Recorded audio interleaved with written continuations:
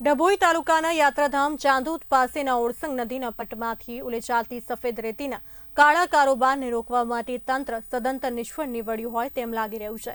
ડભોઈથી statue of unity જવા માટે broad gauge રેલવેના નિર્માણ સમયે ચાંદોદ પાસેના ફુલવાડી ગામડી પાસેથી પસાર થતી ઓરસંગ નદી ઉપર રેલવે ઓવરબ્રિજ બનાવવામાં આવ્યો છે, જે બ્રિજ નીચેનો ઓરસંગ નદીનો પટ રેતી ઉલેચતા બે નંબરિયા તત્વો માટે મન ફાવતો બની ગયો હોય। દિવસ રાત રેતી ઉલેચી નાના મોટા વાહનો દ્વારા ગેરકાયદે રેતીનું વહન થઈ રહ્યું છે। પરિણામે રેલવે ઓવરબ્રિજના પાયા ડોકિયા કરી બહાર આવી ગયા છે તેવું લાગી રહ્યું છે।